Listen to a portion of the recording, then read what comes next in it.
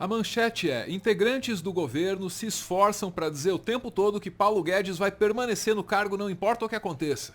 E isso, por si só, é sinal de que ele pode estar de saída.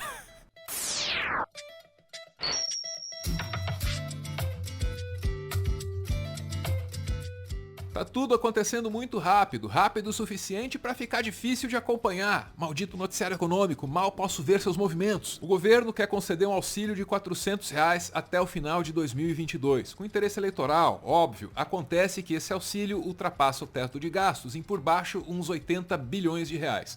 A gente já fez vídeo a respeito, você pode ver se você quiser. Perceba que para um governo que passou os últimos anos falando em austeridade fiscal, para cá e para lá, defendendo, vai por mim, uma lenda de que o governo é como uma empresa, que não pode jamais gastar mais do que arrecada, para um governo assim, essa é uma contradição pesada, difícil de administrar. Deu no que deu? Deu merda. Parte importante da equipe do Paulo Guedes pediu para sair, o mercado reagiu mal e agora especula-se a queda do próprio Paulo Guedes. Olha lá, Guedes pediu demissão, mas Bolsonaro tenta convencê-lo a permanecer. Isso é no estado de Minas. Agora vamos para o Metrópolis. Numa outra reportagem, foi publicada assim horas depois apenas. Olha lá, em nenhum momento eu pedi demissão, assegura Guedes. E como essa manchete é mais recente, vamos para o texto. O ministro da Economia Paulo Guedes negou que tenha pedido demissão do cargo, mesmo após uma série de pressões. Em resposta à pergunta da reportagem do Metrópolis, na sexta-feira, 22 de outubro, o ministro frisou: em nenhum momento eu pedi demissão, e nem o presidente me pediu isso, destacou Paulo Guedes. O que nos resta é aceitar a palavra dele, até porque existem aí muitos indícios de que ele quer sim ficar no cargo. Mas tem uma ressalva, né? Existe um desentendimento aí entre Bolsonaro e Paulo Guedes, no que diz respeito pelo menos ao auxílio. O Bolsonaro quer, o Paulo Guedes nunca quis. Lembre, por exemplo, que lá no ano passado, a oposição na Câmara dos Deputados precisou propor o auxílio emergencial, ainda com outro nome. E o Paulo Guedes, naquela ocasião, o valor que ele estava sugerindo para o auxílio emergencial era um total de R$0. Mas deixa o passado no passado, contempla aí o presente desse governo. Olha lá, fogo amigo cresce e ministro de Bolsonaro diz que ninguém aguenta mais Paulo Guedes. É na Mônica Bergamo, na Folha de São Paulo, dando uma ideia aí do climão. Olha lá, o clima no governo é o pior possível para o ministro da Economia Paulo Guedes. Ministros palacianos já não escondem que querem ver o comandante da pasta pelas costas e se mostram contrariados com o apego do economista ao cargo. Nas palavras de um deles, ninguém aguenta mais o Paulo Guedes, mas ele só sai dali à força. E vamos seguir com a leitura para perceber que tem gente no governo querendo explodir o posto Ipiranga.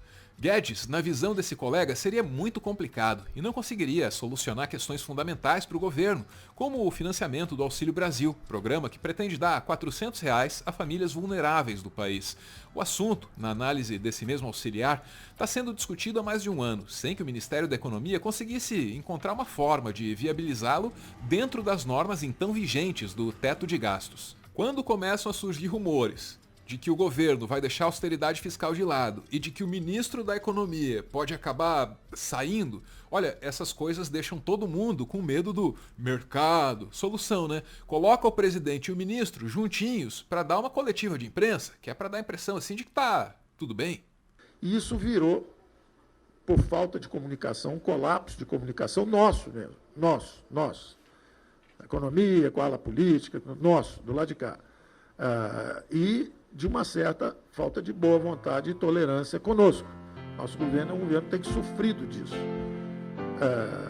Então, o resultado, isso virou uma guerra intestina, que está todo mundo brigando com todo mundo quer sair, etc.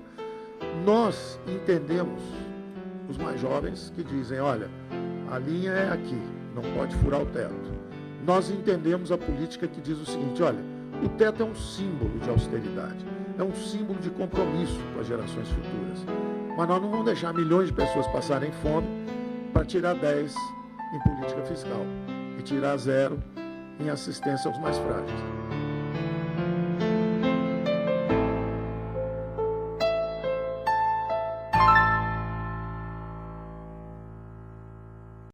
Sacou? Paulo Guedes se coloca ali como um grande mediador. De um lado tem a política, pensando em alimentar os pobres, ou talvez em amealhar seus votos. Do outro lado, os técnicos, preocupados com o teto de gastos. E esses aí são chamados de jovens, reparou? Não é à toa não. O que fica implícito aí é que os técnicos que vazaram do Ministério da Economia são isso aí mesmo, jovens, infantis, impacientes, incapazes de ceder e de entender os motivos da política. Equilibrado mesmo é quem? Paulo Guedes, grande mediador. Então, essa posição de equilíbrio que o presidente pede é completamente compreensível, porque ele fica pressionado dos dois lados. A equipe econômica fala, tem que ser no teto, tem que ser o teto, tem que ser o teto, não pode furar o teto. E a política diz o seguinte, tem que atender os mais frágeis, tem que dar o dinheiro para os mais vulneráveis. E cabe ao presidente traçar a linha, ele traçou a linha 400. Vai. Ou, foi o que eu disse, foi muito mal interpretado, porque eu estava falando a verdade. Ou vai ter uma licença para gastar um pouco mais com esses R$100, porque só cabia no teto 300, se for 400, é uma licença para gastar um pouco mais. Não há nenhuma mudança no arcabouço fiscal. E aí o que vem depois disso é uma tentativa direta, agora sim, de endereçar a contradição que ficou evidente, né? O governo da austeridade fiscal está deixando a austeridade fiscal, mas sem deixar de lado a austeridade fiscal, que é para alimentar os pobres. É que o teto de gastos, escuta só, o teto de gastos antes era uma coisa séria, sólida, concreta.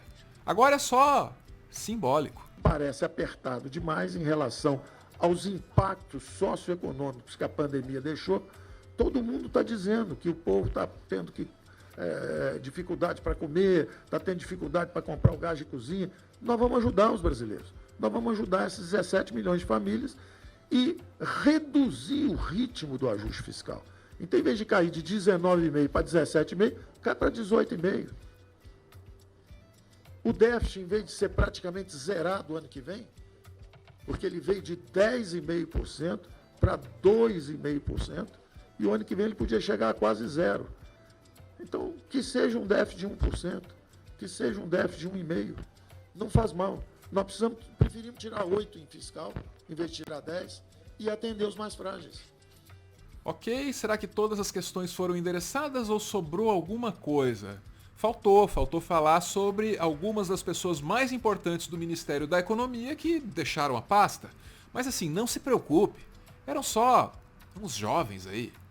Todo mundo diz que é interessante falar assim, a equipe, ele perdeu 6 pessoas, 18 pessoas. Tem pessoas que eu não conheço, eles botam na lista que eu perdi, foi uma perda terrível. Eu nem conheço a pessoa e foi uma perda terrível para mim.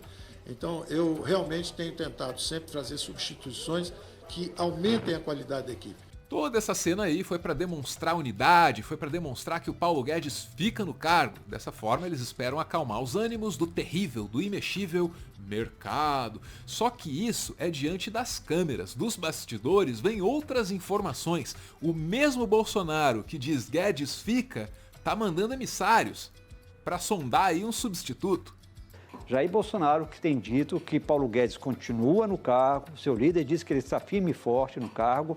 Eles me disseram que o próprio presidente deu o aval para esses interlocutores dele para irem a São Paulo, Camila, conversar com esse nome. Estou tentando descobrir esse nome, quem seria esse economista que já foi sondado para substituir Paulo Guedes. Por São Paulo, por favor, entenda Faria Lima. Dentro do Palácio Planalto, a ala política do governo tem criticado e muito o ministro Paulo Guedes. A avaliação desse grupo, Camila, é que o ministro não está entregando o que ele prometeu. Olha, fato é que se a permanência do Paulo Guedes fosse assim tão certa, ninguém ia precisar ficar falando o tempo inteiro que ele fica. Por si só, essa insistência aí é um mau sinal, vai por mim. Não que o Paulo Guedes não pareça determinado a se manter no cargo, né? Ele mudou as próprias convicções e segue obediente. Olha aí o finalzinho da coletiva, demonstrando a obediência dele muito bem. Ao final o Paulo Guedes queria ir lá falar com os jornalistas. E o Bolsonaro parece dizer para ele, olha, você que sabe. Paulo Guedes assente. E sendo incapaz, eu mesmo, de compreender a determinação de Paulo Guedes de permanecer no cargo, eu recorro aqui ao jornalista Rafael Martins. Esse sim se fez as perguntas certas. Será que o Paulo Guedes está apegado ao cargo? Será que ele está apegado ao autoritarismo do chefe? Ou será que ele está apegado ao foro privilegiado? Para continuar fazendo conteúdo e, quem sabe, expandir o projeto, o Meteoro depende de contribuições. A chave Pix do canal é essa aí, pixmeteoro@gmail.com. Você pode ajudar, mas claro, só se você quiser. Muito obrigada por ver esse vídeo até o final.